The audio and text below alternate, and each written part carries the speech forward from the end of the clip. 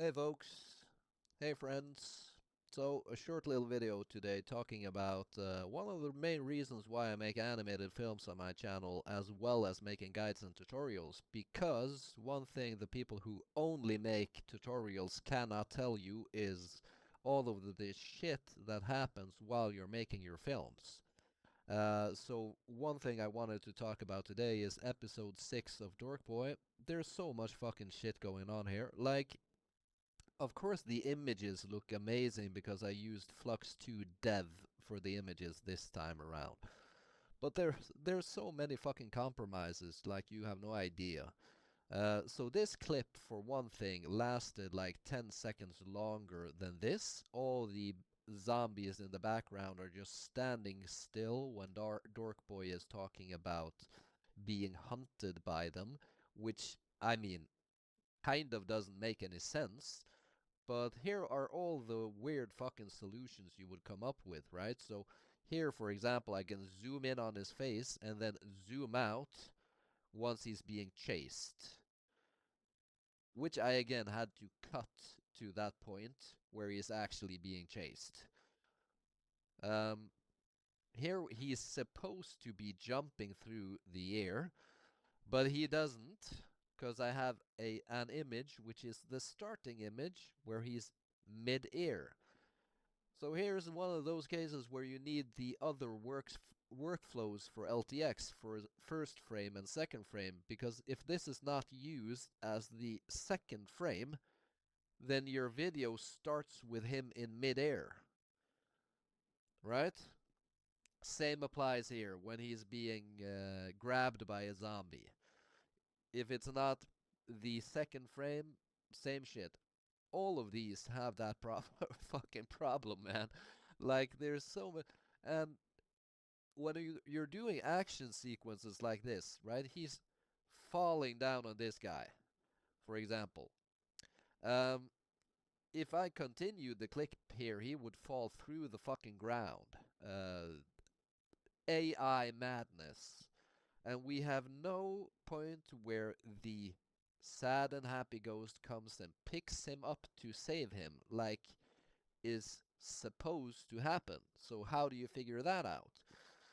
Like I did with episode 5, I think, or 4, or whatever, you can create like an empty frame or a still image of them coming and saving him.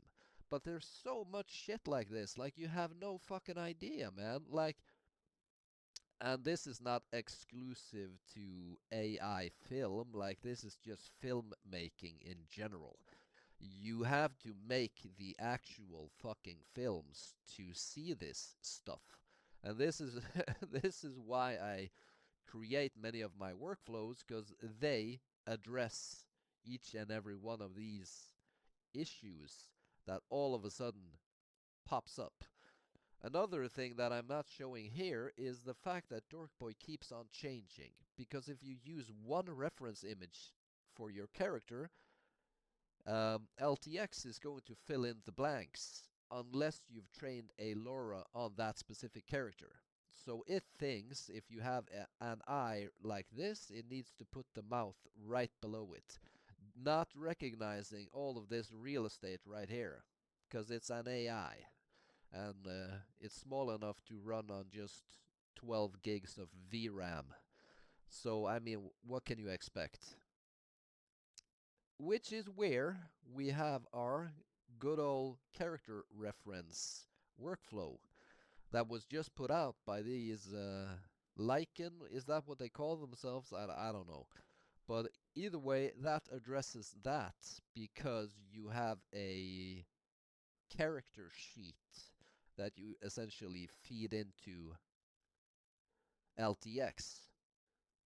So we're solving problems as we go with this thing, and the technology to solve some of these problems, like literally came yesterday.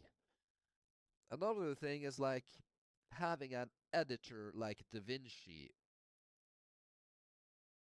when trying to address many of these issues can also be problematic because you have to create all the fucking clips and then bring it into DaVinci. While now another node was made to do the pretty much the editing inside of Comfy UI. I haven't tried that thing yet, but more of an AI video editor, essentially. So yeah, just a little talk about like why make the actual animated films, why have an animated series that I'm working on a channel that at the moment is for the most part me making tutorials on how to do shit and Comfy UI. It's because, well, there's a lot of stuff that breaks and falls apart while you're making the actual films themselves. And I remember back when I wanted to make animated films the old-fashioned way, following people who made tutorials in OpenTunes, I used to react on why the hell aren't they showing off something they've actually made? Because it's when you're actually making something that stuff starts breaking on you and falling apart and not working the way that it was supposed to. Yeah, a little bit of a ramble today. Hope you guys are doing well.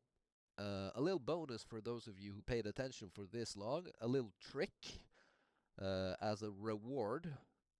Here's me making dubstep with my mouth. Yeah,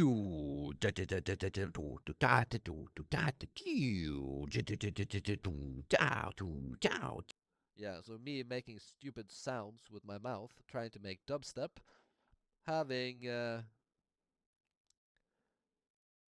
Claude make a fleshed out prompt for Ace Step XL for hardcore dubstep using the extend repaint feature in Ryan on the Inside's custom node.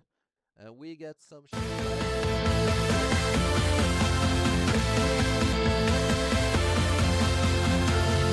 Sorry, I picked the wrong one there. Sorry about that.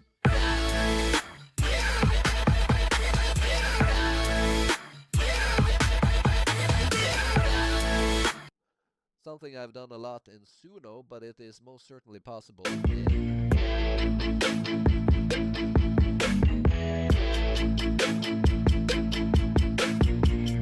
It's most certainly possible in here as well.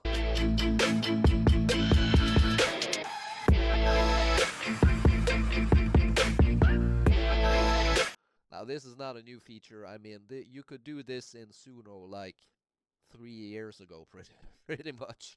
Sing some bullshit and click extend, and the AI will re-evaluate.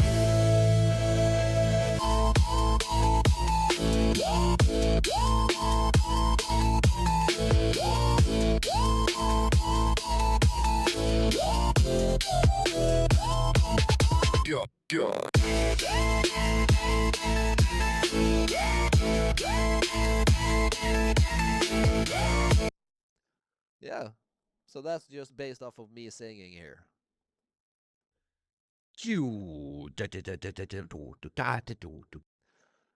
Now you could pick the ones that is closest to your singing, or whatever.